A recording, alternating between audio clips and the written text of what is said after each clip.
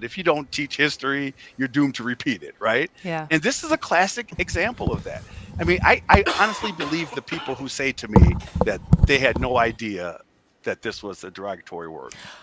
I get I it. I, I, and I I think believe that's it. the thing. It's like I believe them too because it's like what because I have to be totally honest. I feel like that was one of those words that was like in the back of my brain. I was like, I knew there was something there, but I didn't know what it came from. I didn't know the history of it. I just kind of knew it was something that exists because like I didn't know from Police Cat, and like, and I also think it's been interesting seeing the age of someone of who knows it, seeing Yeah. how where they've been as far as like you said, where they grew up and like their access to it. And so I think like the ongoing conversations, and that's why I wanted to have you on because as an opportunity for a show that is statewide, let's talk about the word. Let's talk Yeah. about the history behind some of these words. And so I think, what do you think that means as far as just the importance of continuing to like this being a sign that this is why we have to teach these things?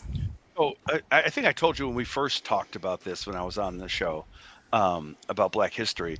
I got on this journey myself because my mom, who grew up in Tulsa, Oklahoma, used to tell me this story about these race riots, this race massacre, basically, that happened in Tulsa. And I remember going to my teacher in school and saying, "How come we never learn about the Tulsa Massacre?" And my teacher said to me, "It didn't exist. It never happened.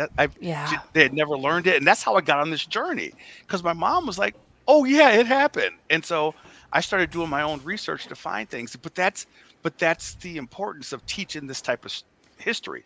And we see a lot of it right now, Kristen. Like, for instance, that's why you have crazy stories of candidates saying that black people benefited from slavery, right? No one would have ever thought of saying that, but we don't teach the history. Like, we taught them how to farm.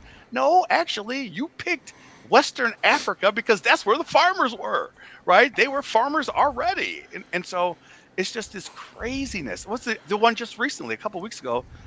One of the candidates said, "Oh, well, Juneteenth is just a secondary. It's not even a real holiday, right?" And so you've offended a number of people because July 4th for a number of black people had no difference in their standing, right? My ancestors were not free on July 4th, Yep. 1776, right? They were doing the same thing they've been doing since 1619. And so Juneteenth should be part of our curriculum as a national holiday for everybody for that reason alone, right? All of our citizens now were part of this country that we say are the home of the free and the brave. And so as we have conversations, because there's one part that it's like, all right, what do we put in our schools? Mhm. But I also think there's an opportunity of what do we do continuously as adults to continue to learn these things that maybe don't make it into school. And I think that's one of the things like with your posts that you do such a great job of.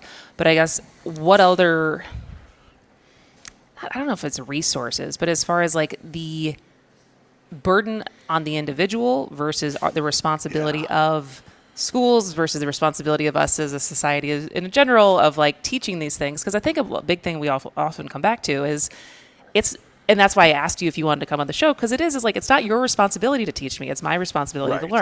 learn. Right. No, absolutely. And I have no problem teaching because I think together we learn from each other.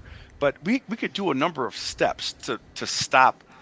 I just can't think of another group of people that the worst time in their history in our country, and we like use them for craziness. Like, uh, Yeah. so I use Aunt Jemima all the time.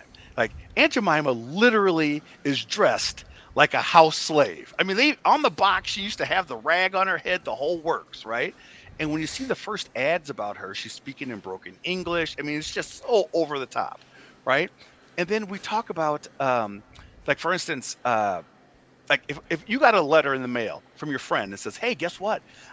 Kristen and Greg, I want you to come to my wedding. I'm getting married in Germany at Dachau concentration camp." Right? You would be like, Big "What?" yikes. Big Yeah. yikes. Right. Where do I send a present? Right. Right. But 6,000 weddings in Yeah. America are held at plantations where Absolutely. people were forced to work, enslaved, castrated, raped, killed, and we're leaning brides leaning on slave cabins. It's It's crazy. crazy.